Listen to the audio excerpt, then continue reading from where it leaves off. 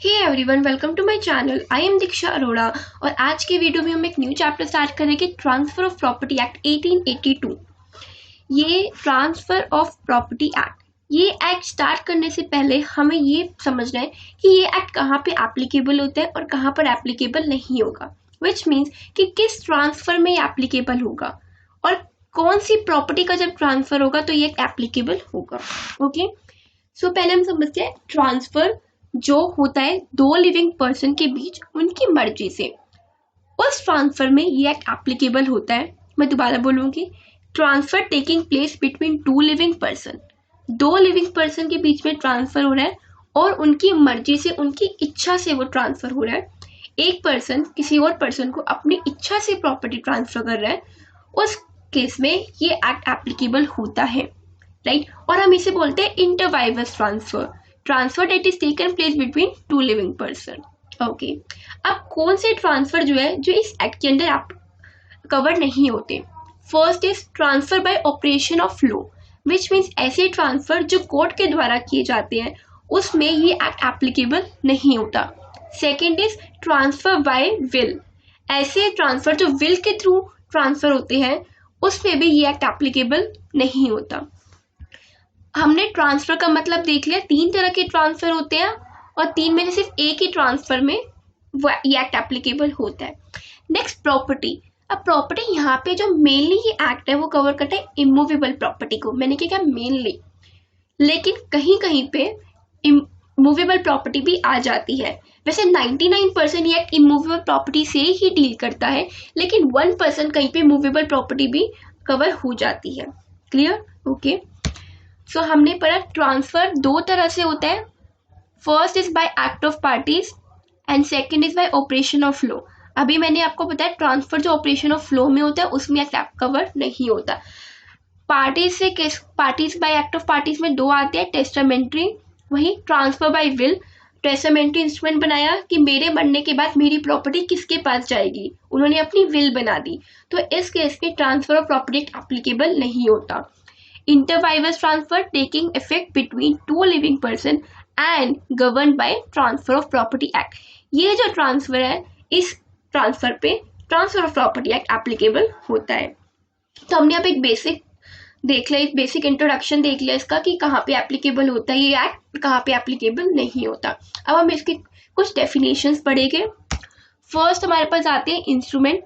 Instrument का मतलब क्या है? Instrument means non testamentary instrument, क्योंकि टेस्टामेंट्री तो कवर होते ही नहीं, तो इंस्ट्रूमेंट कौन से बनेंगे? Non testamentary instrument. Okay, next definition आती है एब्सोल्यूट इंटरेस्ट की। अब एब्सोल्यूट इंटरेस्ट का क्या मतलब होता है? देखो, ए एक पर्सन है, उसने अपनी कोई प्रॉपर्टी बी को ट्रांसफर की, ठीक है।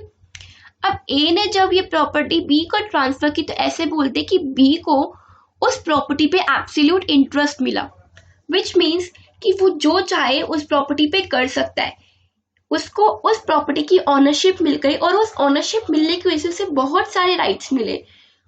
Right to possession, right to enjoyment, right to do anything such as selling, mortgaging और मेकिंग गिफ्ट। मतलब वो उस प्रॉपर्टी में जो चाहे वो करे, उसके बाद उस प्रॉपर्टी पे पूरा एब्सोल्यूट इंटरेस्ट है। तो ये बोलते हैं ownership consist of bundle of rights, बहुत सारे राइट्स मिलते हैं। राइट टू पोजेशन, वो इस प्रॉपर्टी को अपने पास रखे, उस प्रॉपर्टी को जैसे मर्जी इंजॉय करे और उस प्रॉपर्टी के साथ जो मर्जी करे, उसे सेल करे, उसे मॉर्गेज पे दे या फिर उसे गिफ्ट करे, वो जो मर्जी चाहे उस प्रॉपर्टी के साथ करे, कोई भी उसको उसका राइट इंजॉय करने से रोक नहीं सकता। नेक्स्ट डेफिनेशन हमारे पास आती है रिवर्जन की, राइट। रिवर्जन का मतलब हम एक एग्जाम्पल के थ्रू समझेंगे। एक एग्जाम्पल लेते हैं, ए जो है और एक पर्सन बी है। ए ने अपनी कोई प्रॉपर्टी लीज पे दी बी को 5 इयर्स के लिए, तो ए कौन हुआ? लेसर और बी हुआ लेसी। ए ने अपनी प्रॉपर्टी बी को 5 इयर्स के लिए लीज पे दी, ठीक है। अब जब 5 इयर्स के बाद क्या होगा? जब 5 इयर्स के बाद लीज एंड हो जाएगी तो वो जो प्रॉपर्टी होगी जो उसने लीज पे दी होगी वो वापस ए के पास आ जाएगी।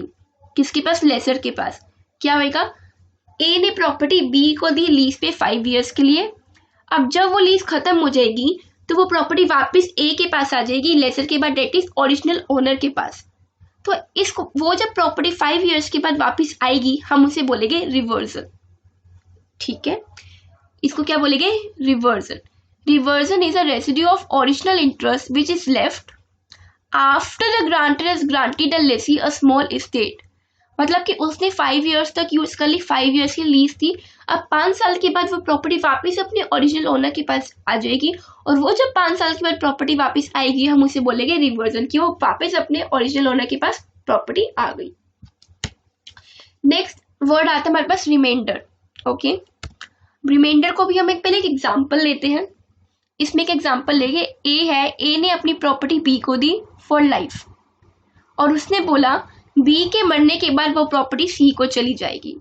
मैं रिपीट कर रही हूँ, ए के पास एक प्रॉपर्टी थी, ए ने क्या बोला बी, जब तक तुम जिंदा हो इस प्रॉपर्टी को तुम एंजॉय करो, तुम इस प्रॉपर्टी को अपने पास रखो, तुम्हारे पास क्या राइट टू पोजेशन, तुम इस प्रॉपर्टी को एंजॉय करो, अपने पास रखो, लेकिन तुम्हारे मरने के बाद ये प्रॉपर्टी तुम्हारे बच्चों को नहीं, ये प्रॉपर्टी सी नाम के पर्सन है उसको चली जाएगी।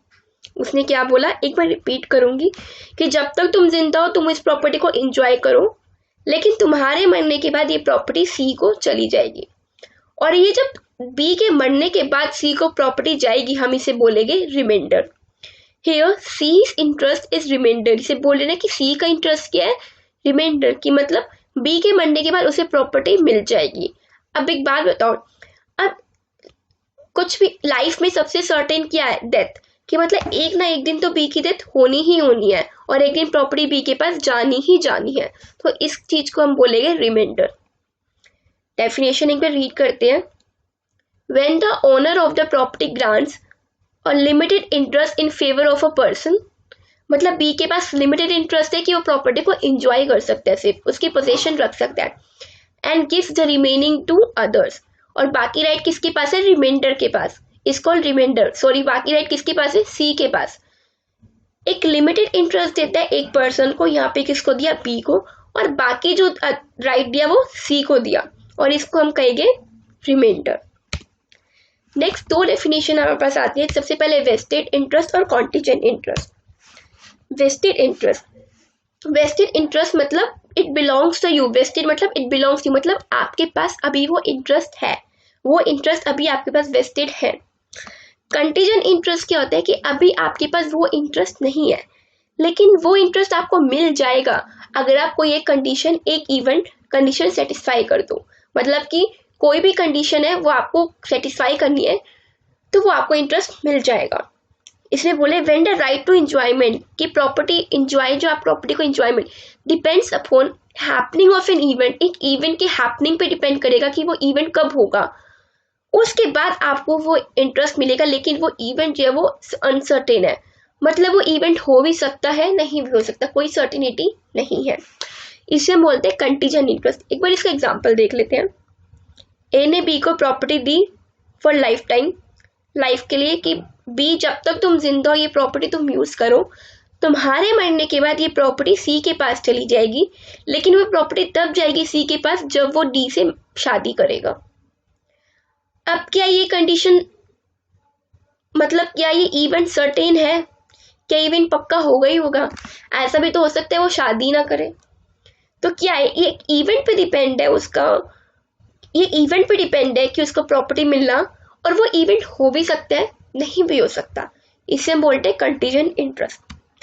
अब वेस्टेड इंटरेस्ट क्या है, कि आपके पास वो राइट अभी है, वो कोई इवेंट पे डिपेंड नहीं है, और अगर इवेंट पे डिपेंड भी है तो इवेंट वो ऐसा इवेंट है कि जो सर्टेन है, मतलब कि वो इवेंट होना ही होना है, ये निश्चित है। अब वेस्टेड इंटरेस्ट दो तरह के होते हैं, vested in position, vested in interest.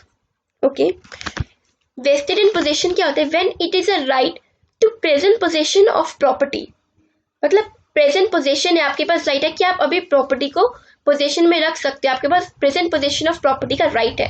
एक एग्जांपल लेते हैं, ए ने बी को दिया प्रॉपर्टी लाइफ के लिए, फॉर लाइफ, और उसने बोला कि तुम्हारे मरने के बाद ये प्रॉपर्टी सी के पास चली जाएगी। इस केस में बी के पास क्या है, वेस्टेड इन पोजीशन, मतलब कि उसके पास अभी राइट है प्रेजेंट पोजीशन ऑफ प्रॉपर्टी, लेकिन सी क्या है, vested in interest, that is it is not right to present possession, अभी उसके पास पोजेशन नहीं है, लेकिन but a present right to future possession, लेकिन राइट है कि उसको उस प्रॉपर्टी की फ्यूचर में पोजेशन मिलेगी ही मिलेगी। क्यों?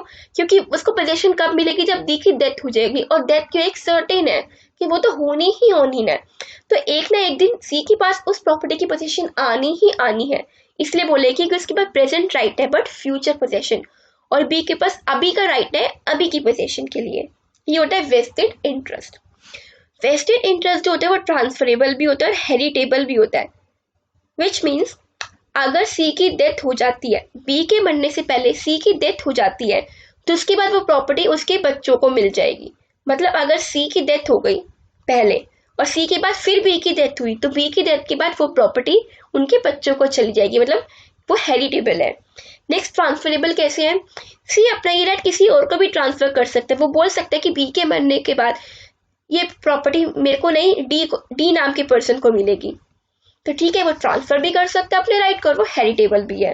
ओके, कंटीजेंट इंटरेस्ट जो है इस ट्रांसफरेबल तो है बट हेरिटेबल नहीं है।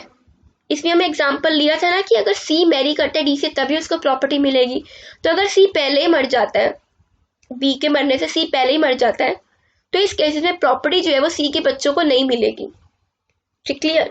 लेकिन सी जो है वो ये कह सकता है कि अगर मैं डी से मैरिज करता हूँ तो वो प्रॉपर्टी ई को मिलेगी, मेरे को नहीं मिलेगी, तो मतलब वो ट्रांसफर कर सकता है उसे, लेकिन वो हेरिटेबल नहीं है, वो उसके बच्चों को नहीं मिलेगी। एक बार मैं आपको एक बार रिपीट कर दी, आप कंफ्यूज मत होना ना। हेरिटेबल मतलब क्या बोल रहा है? अगर बी के मरने से पहले सी की डेथ हो जाती है तो वो प्रॉपर्टी उसके बच्चों के पास नहीं जाएगी। ठीक है, ये हो गया पहला पॉइंट, ये क्लियर? अब हम एक दूसरा एग्जांपल लेते हैं। ऐसे उसने बोला, बी ने बोला कि सी को कि तुम डी से शादी करोगे तब तुम्हें प्रॉपर्टी मिलेगी। ओके, तो सी ने क्या किया? राइट आगे ट्रांसफर कर दिया ई को। उसने बोला कि अगर मैं डी से शादी करता हूँ तो ये प्रॉपर्टी मुझे नहीं, तुम ई को दे देना। तो उसने अपना राइट ट्रांसफर कर दिया, तो ये अलाउ है, ये अलाउडेड है। इसमें एक और पॉइंट दिया हुआ है, C should marry D before B dies, if he does so his interest is converted into vested interest. उसने बोला सी को डी से शादी करनी है बी के मरने से पहले। ठीक है, सी को डी से शादी करनी है बी के मरने से पहले। ओके, और अगर वो बी के मरने से पहले डी से शादी कर लेता है तो उसका जो इंटरेस्ट है वो कॉन्टीजेंट इंटरेस्ट है वेस्टेड इंटरेस्ट में कन्वर्ट हो जाएगा। क्लियर? ये समझ आ गया? उसका जो इंटरेस्ट है वो कॉन्टीजेंट इंटरेस्ट से वेस्टेड इंटरेस्ट में कन्वर्ट हो जाएगा। तो आपको वेस्टेड इंटरेस्ट और कंटीजेंट इंटरेस्ट क्लियर हो गया होगा, राइट? नेक्स्ट हमारे पास अब दो डेफिनेशन आती है, एक मूवेबल प्रॉपर्टी की और एक इमूवेबल प्रॉपर्टी की। पहले देखते हैं movable property. Movable property, the transfer of property act doesn't define the term movable property. Transfer of property act ने तो मूवेबल प्रॉपर्टी को डिफाइन नहीं किया, लेकिन मूवेबल प्रॉपर्टी की डेफिनेशन आती है एक जनरल क्लॉजेज एक्ट से और एक रजिस्ट्रेशन एक्ट से। एक सेकेंड, ये मिसिंग क्यों है, मैं आपको बता दूंगी इसका क्या मतलब है। ठीक है,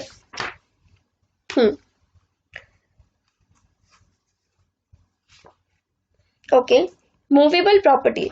तो मूवेबल प्रॉपर्टी जो है ट्रांसफर ऑफ प्रॉपर्टी एक्ट में डिफाइन नहीं की गई, लेकिन इसकी डेफिनेशन दो एक्ट में डिफाइन की गई है, जनरल क्लॉजेज एक्ट में और रजिस्ट्रेशन एक्ट में। जनरल क्लॉज एक्ट क्या कहता है? वो कहता है movable property means property of every description, हर तरह की प्रॉपर्टी जो है वो मूवेबल प्रॉपर्टी है। क्या कहता है ये? वो प्रॉपर्टी ऑफ एवरी डिस्क्रिप्शन, हर तरह की प्रॉपर्टी मूवेबल प्रॉपर्टी है, एक्सेप्ट इमूवेबल प्रॉपर्टी। मतलब हर तरह की प्रॉपर्टी मूवेबल प्रॉपर्टी है इमूवेबल प्रॉपर्टी को छोड़ के।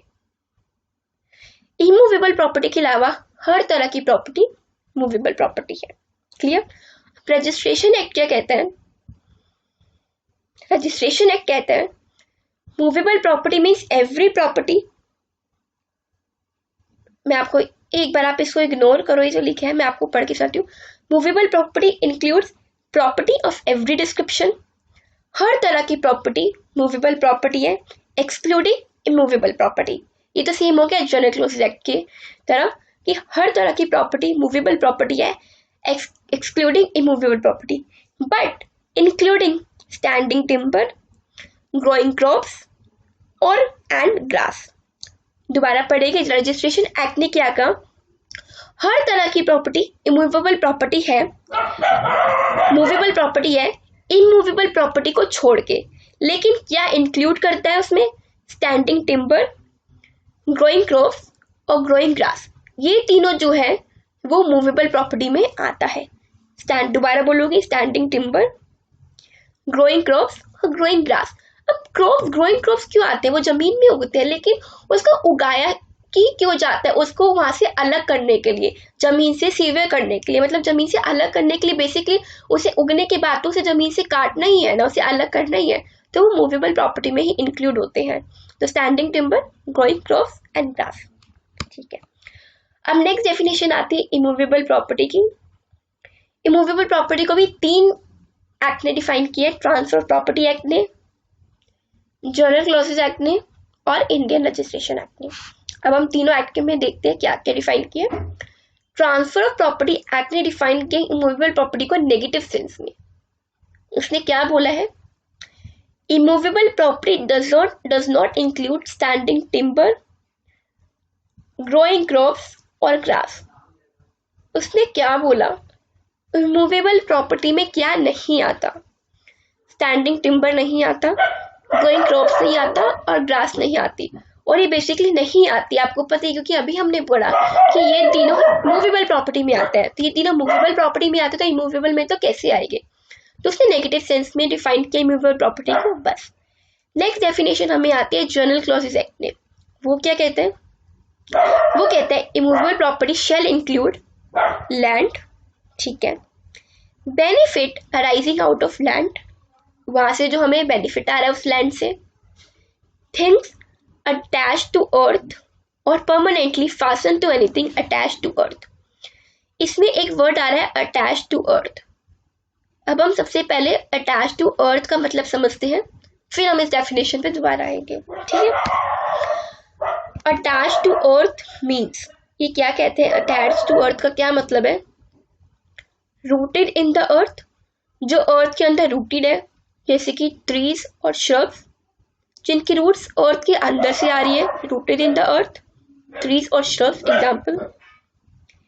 एम्बेडेड इन द अर्थ, जो अर्थ के ऊपर एम्बेडेड मतलब अर्थ के ऊपर खड़े किए हुए हैं, लेकिन उनकी नींव जो है वो जमीन के नीचे से आ रही है, जैसे कि वॉल्स और बिल्डिंग्स। हम बिल्डिंग खड़ी करते हैं जमीन के ऊपर, लेकिन उसकी जो नींव होती है वो तो जमीन के नीचे से आती है ना, तो ये भी क्या हो गया, वॉल्स और बिल्डिंग भी क्या हो गया, attach to earth. Third point, attach to what is so embedded, मतलब जो एम्बेडेड है जैसे कि वॉल्स और बिल्डिंग, उससे कोई चीज अटैच है, क्यों, for the permanent benefit, for the permanent beneficial enjoyment of that to which it is attach. मतलब उसने ये क्या बोल रहे हैं, कोई भी ऐसी चीज एम्बेडेड, फॉर एग्जाम्पल बिल्डिंग, जो एम्बेडेड है अर्थ के अंदर, जैसे कि बिल्डिंग से कोई चीज अटैच है, और वो चीज अटैच इसलिए है ताकि हम बिल्डिंग को परमानेंट अच्छे से इंजॉय कर सके, परमानेंट बेनिफिशियल एंजॉयमेंट, मतलब हम उस बिल्डिंग को इंजॉय कर सके। एग्जाम्पल इसका डोर और विंडोज, बिल्डिंग में डोर्स और विंडोज लगे होते हैं, वो उससे अटैच होती है, और क्या उसके बिना हम एक बिल्डिंग को अच्छे से यूज कर सकते हैं, उसको अच्छे से इंजॉय कर सकते हैं, नहीं। तो डोर्स और विंडोज जो आएगी वो थर्ड पॉइंट में आएगी, मतलब जो एम्बेडेड है अर्थ में वो उससे अटैच है, और वो इसलिए अटैच है ताकि जो उस अर्थ के अंदर एम्बेडेड है हम उसे अच्छे से यूज कर सके। मतलब वो बिल्डिंग से अटैच है, और वो बिल्डिंग में इसलिए अटैच है ताकि हम उस बिल्डिंग को अच्छे से इंजॉय कर सके। उसका एग्जाम्पल हो गया डोर्स और विंडो जो बिल्डिंग में लगी होती है। ठीक है, अब हमने अटैच टू अर्थ का मतलब समझ लिया, रूटेड, एम्बेडेड, और वो उस चीज से अटैच है जो एम्बेडेड है अर्थ में, ताकि हम उसको अच्छे से इंजॉय कर सके। तो जनरल क्लॉज एक्ट क्या कहता है, immovable property shall include land. ठीक है, अब benefit arising out of land हमने समझ लिया, मतलब उस लैंड से हमें जो फायदा आ रहा है, जैसे कि हमें रेंट मिल रहा है, तो वो भी क्या है, immovable property. Things attach to earth, मतलब कि जो थिंग्स अर्थ से अटैच है वो भी इमूवेबल प्रॉपर्टी है, जैसे कि trees, shrubs, buildings, doors, Windows, ये सब क्या आते हैं, इमूवेबल प्रॉपर्टी में आते हैं। डोर्स, विंडोज भी इमूवेबल प्रॉपर्टी में कवर होते हैं। और permanently fasten to anything attach to earth, वही जो अर्थ से अटैच है, उसके साथ लगी हुई है, परमानेंटली उसके साथ जुड़ी हुई है, वो भी इमूवेबल प्रॉपर्टी में आता है। नेक्स्ट डेफिनेशन देता है इंडियन रजिस्ट्रेशन एक्ट। ये क्या कहते हैं हमें, immovable property includes benefit arising out of land, वही जैसे कि रेंट मिल रहे हमें लैंड से। हेरिडिटरी अलाउंसेस, मतलब कि कोई भी जो हमें कोई भी लैंड से कोई भी बेनिफिट, कोई भी पैसा मिला जो हमें शुरू से मिलता आ रहा है उस लैंड से, वो भी इसमें इंक्लूड होता है। राइट ऑफ वे, अब एक बिल्डिंग है, बिल्डिंग के बाहर जो पैसेज है वो भी इमूवेबल प्रॉपर्टी ही है। लाइट्स, फेरीज एंड फिशरीज, तो ये सब क्या आता है, ये भी सब इमूवेबल प्रॉपर्टी की डेफिनेशन के अंदर आते हैं। 3 डेफिनेशन पढ़ी है ट्रांसफर ऑफ प्रॉपर्टी एक्ट के अकॉर्डिंग, जो नेगेटिव सेंस में कहते हैं कि स्टैंडिंग टिम्बर, ग्रोइंग क्रॉप्स और ग्रासेस नहीं आती। जनरल क्लॉजेस एक्ट में पढ़ा जो बोलते हैं कि लैंड है उसमें benefit arising out of land, वो भी इमूवेबल प्रॉपर्टी है। जो अटैच टू अर्थ है चीजें, वो भी इमूवेबल प्रॉपर्टी है। ठीक है। रजिस्ट्रेशन एक्ट क्या कहते हैं, जो लैंड से बेनिफिट है वो भी इमूवेबल प्रॉपर्टी है। हेरिडिटरी अलाउंसेस वो भी इमूवेबल प्रॉपर्टी है। Right to way, lights, ferries and fishes वो भी इमूवेबल प्रॉपर्टी है। Clear? Okay, attach to earth का हमने मतलब समझ लिया। नेक्स्ट है ट्रांसफर ऑफ प्रॉपर्टी। अब हम पढ़ रहे ट्रांसफर ऑफ प्रॉपर्टी एक्ट। सभी ट्रांसफर ऑफ प्रॉपर्टी एक्ट का क्या, ट्रांसफर प्रॉपर्टी एक्ट पढ़ रहे हैं तो उसमें ट्रांसफर प्रॉपर्टी का क्या मतलब है, इसको देखेंगे। Transfer of property act means an act, एक एक्ट बाय विच, जिससे a living person conveys property in present, या तो अभी या फिर इन फ्यूचर, फ्यूचर में वो प्रॉपर्टी किसको दे रहे हैं, टू वन और मोर लिविंग पर्सन, एक या एक से ज्यादा लिविंग पर्सन को, या फिर अपने आप को और एक या एक से ज्यादा लिविंग पर्सन को। दोबारा से डेफिनेशन एक बार रीड करेंगे। Transfer of property act means, मतलब एग्जॉस्टिव डेफिनेशन है, राइट। क्या कह रहा है, कोई भी एक्ट जिससे वो प्रॉपर्टी दे रहा है, कन्वे कर रहा है, या तो अभी या तो फ्यूचर में, एक या एक लिविंग पर्सन को, कि वो किसी बेच रहा है, एक या दो लिविंग पर्सन को प्रॉपर्टी बेच रहा है, या फिर वो हिमसेल्फ एंड वन और मोर लिविंग पर्सन, जैसे कि उसकी सोल ओनरशिप है एक प्रॉपर्टी में, वो सोल ओनरशिप को ज्वाइंट ओनरशिप में कन्वर्ट कर रहा है, विच मीन्स वो अपने आप को भी दे रहा है और साथ में एक और लिविंग पर्सन को भी दे रहा है, एक और जने को दे रहा है, मतलब सोल ओनरशिप को ज्वाइंट ओनरशिप में कन्वर्ट कर रहा है, तो वो इसमें आएगा। मतलब तो क्या तो वो किसी और को प्रॉपर्टी दे रहा है, या फिर उस प्रॉपर्टी में जिसका उसका सोल ओनरशिप है उसको ज्वाइंट ओनरशिप में कन्वर्ट कर रहा है, उसे हम बोलेंगे ट्रांसफर ऑफ प्रॉपर्टी। ठीक है। अब यहाँ पे लिविंग पर्सन हमने पढ़ा, लिविंग पर्सन में कौन आते हैं, company, association, body of individuals, weather incorporated और नॉट, ये सारे जो है वो लिविंग पर्सन में आते हैं। अब कंपनी क्या होती है, एसोसिएशन क्या होता है, बॉडी ऑफ इंडिविजुअल्स क्या होते हैं, वो आपको पता ही होगा, मेरे को समझाने की जरूरत नहीं, right. A transfer by means of will is not transfer according to act because it is not a transfer between two living person. वो हमने अभी पढ़ा कि ट्रांसफर जो विल से होते हैं वो इस एक्ट के अंदर नहीं आता। इस एक्ट के अंदर ना आने का एक रीजन भी ये है कि जो विल के द्वारा ट्रांसफर होती है वो दो लिविंग पर्सन के बीच में ट्रांसफर नहीं होता, तो वो ट्रांसफर प्रॉपर्टी एक्ट के अंदर कवर नहीं होता। Next definition, who can transfer the property, property को कौन ट्रांसफर कर सकता है, एवरी पर्सन, हर जना जो कॉम्पिटेंट है कॉन्ट्रैक्ट करने का और जो एंटाइटल्ड है प्रॉपर्टी ट्रांसफर करने का और अथराइज है उस प्रॉपर्टी को डिस्पोज ऑफ करने का, वो प्रॉपर्टी ट्रांसफर कर सकता है। Every person competent to contract and entitled to transfer the property और अथराइज, सिंपल भाषा में बोले हर पर्सन जो कॉम्पिटेंट है, कॉम्पिटेंट टू कॉन्ट्रैक्ट है और जिसके पास उस प्रॉपर्टी की ऑनरशिप है, वो पर्सन प्रॉपर्टी को ट्रांसफर कर सकता है, ठीक है। अब कॉम्पिटेंट टू कॉन्ट्रैक्ट मतलब वो पर्सन मेजर होना चाहिए और साउंड माइंड का होना चाहिए, दोनों कंडीशन होनी चाहिए। वो मेजर भी होना चाहिए, साउंड माइंड का भी होना चाहिए, इन साउंड माइंड नहीं होना चाहिए। विच मीन्स अगर कोई पर्सन माइनर है तो वो प्रॉपर्टी ट्रांसफर नहीं कर सकता। लेकिन क्या माइनर ट्रांसफर हो सकता है? Yes, a minor can be transfer, minor transfer हो सकता है, लेकिन वो ट्रांसफर नहीं हो सकता, वो प्रॉपर्टी ट्रांसफर नहीं कर सकता। क्लियर?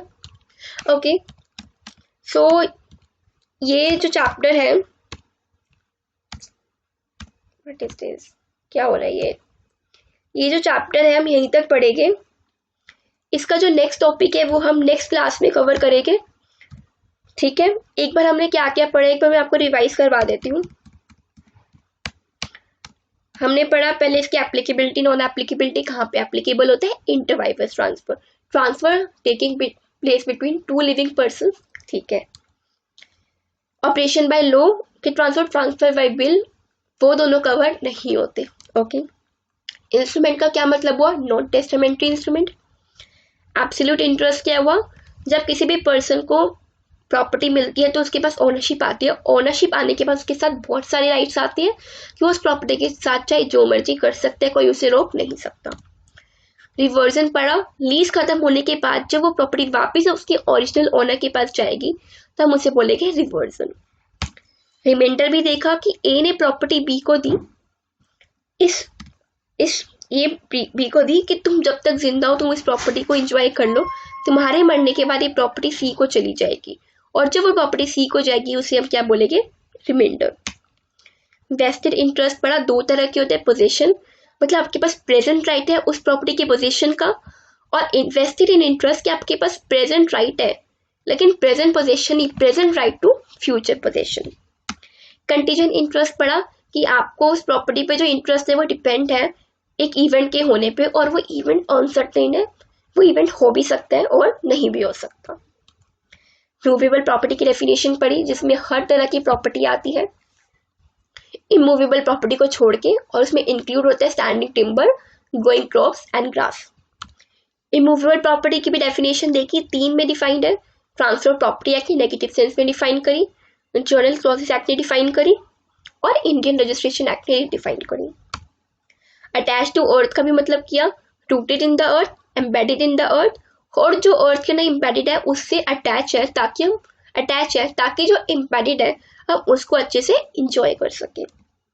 नेक्स्ट, ट्रांसफर प्रॉपर्टी मतलब क्या होता है, आप प्रॉपर्टी, एक लिविंग पर्सन प्रॉपर्टी दे रहा है किसी को, या तो अभी या तो फ्यूचर में, या तो एक या एक से ज्यादा लिविंग पर्सन को, या फिर खुद को और लिविंग पर्सन को भी, मतलब सोल ओनरशिप को कन्वर्ट कर रहे हैं ज्वाइंट ओनरशिप में। प्रॉपर्टी कौन ट्रांसफर कर सकता है, हमने पढ़ा हर पर्सन जो कॉम्पिटेंट है कॉन्ट्रैक्ट करने का और जिसके पास उस प्रॉपर्टी की ओनरशिप है वो प्रॉपर्टी ट्रांसफर कर सकता है। कॉम्पिटेंट टू कॉन्ट्रैक्ट मतलब क्या होता है, जो पर्सन मेजर है और साउंड माइंड का है उसको हम बोलेंगे कि वो पर्सन कॉम्पिटेंट टू कॉन्ट्रैक्ट है। लेकिन ट्रांसफर जो है वो माइनर हो सकता है, मतलब एक पर्सन माइनर को प्रॉपर्टी ट्रांसफर कर सकता है। तो इस चैप्टर के यहीं तक हमने पढ़ा है। नेक्स्ट जो टॉपिक्स है वो हम नेक्स्ट वीडियो में मैं आपको पढ़ाऊंगी, तो मेक श्योर कि आप मेरे चैनल को सब्सक्राइब कर दो ताकि मैं जैसे ही न्यू वीडियो डालूं आपको वैसी नोटिफिकेशन आ गए। तो मैं आपको नेक्स्ट वीडियो में मिलूंगी जिसमें मैं आगे का चैप्टर कवर करवाऊंगी। तो till then goodbye, take care.